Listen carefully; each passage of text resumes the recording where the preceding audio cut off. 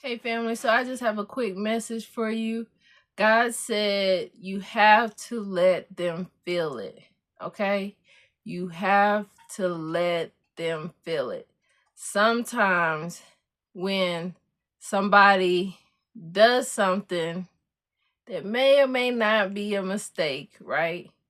And you bail them out, hoping like that's the first and the last time they make that mistake, but they keep making the mistake over and over again, the same one.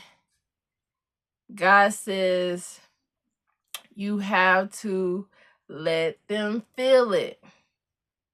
Okay? So before Adam and Eve got kicked out of heaven, okay? It mentions this in the book of Adam and Eve, right? And it also mentions it in the book of Jubilees, okay? So God told Adam and Eve not to eat of the tree of knowledge, okay? There's two different trees in the garden. There was the tree of life and the tree of knowledge, okay? The tree of knowledge gave Adam and Eve insight on good and evil, right? The tree of life allowed them to live forever, okay? So once they ate of the tree of knowledge, God had to kick them out so they wouldn't eat from the tree of life and live forever in their sin, okay?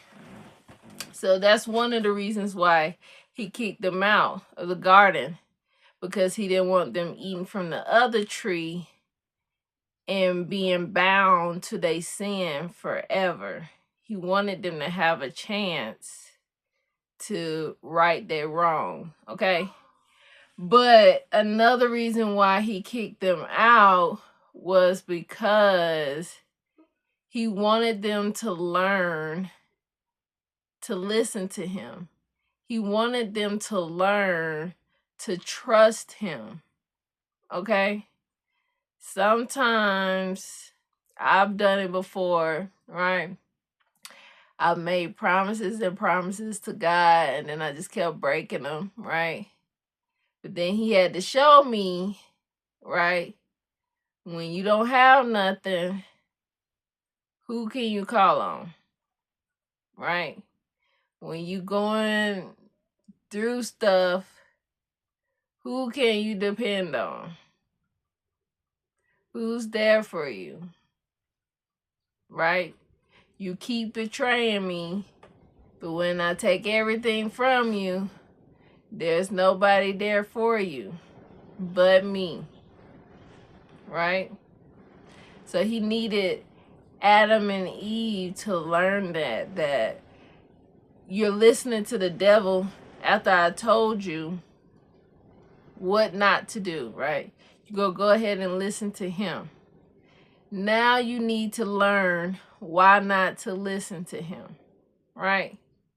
So after God kicked them out of the garden, which to me symbolized his protection. So when they was no longer in God's protection, because that's what the devil do, right?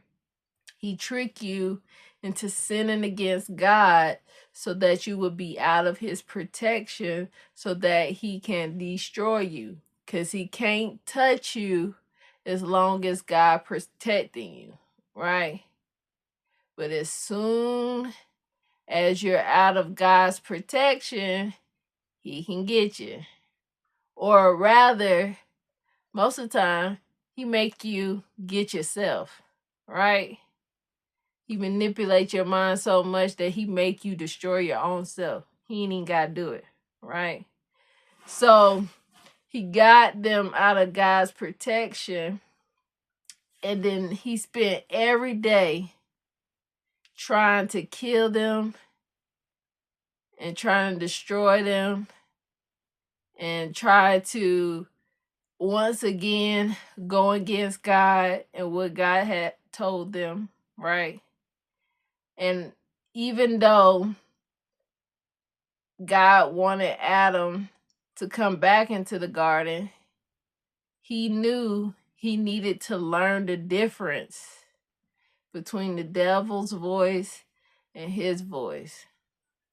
He needed him to learn to trust him and not the devil.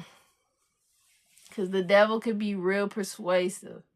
He could really have you out here thinking that God is against you, that God don't want the best for you, that God that just hates you, when the whole time that's him. That's how he feel. But he want to trick you into believing that God feel that way about you when God doesn't feel that way. He loves you. He wants the best for you. And sometimes when you love somebody and you want the best for them, when they refuse to listen and do what's right, you got to step back, right? And you got to allow them to go through it. Because if God didn't step back after Adam and Eve sinned against him and allow them to go through it and allow them to get to know the devil and how he is, right?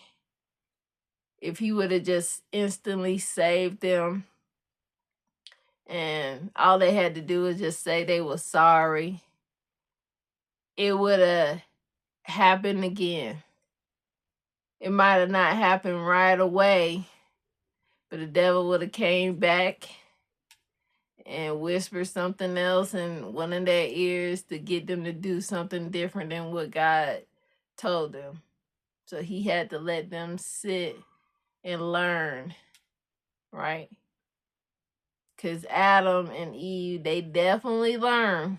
After a while, they learned to stop making such quick decisions, right?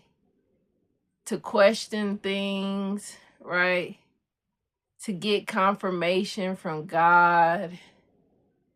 Like, the devil came in the form of a man, an old man, trying to trick them into going back to the garden early. Adam had to stop and be like, how do I know you're from God? He had to stop and go pray and make sure. He started giving offerings to God, right?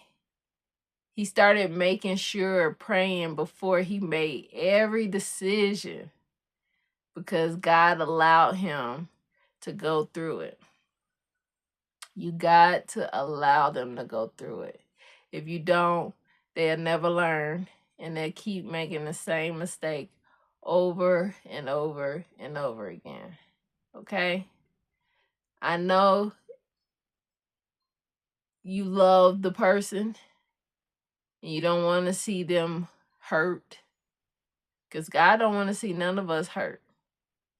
But if you refuse to listen, how can somebody protect somebody if they don't listen? Right? If you have a bodyguard and you don't listen to your bodyguard, what happens? It leaves you open to get kidnapped, killed, hurt in some kind of way, right? Same thing with God. If God is telling you something, if he's warning you about something, if he's giving you instructions about something, and you not listening to the warning or following the instructions, it leaves you open to being destroyed. And he tells us that, right? So if that person don't want to listen, you gotta let them learn. You gotta let them learn. It's only when you allow them to learn that they will change. If you won't let them learn, they'll never change and they keep repeating the cycle over and over. Keep repeating whatever they're doing over and over again, okay? So I don't know who this message is for, But I hope you get it, and I hope you receive it and listen and allow that person in your life to go through it so they can learn and change for the better. I love y'all. Have a great day.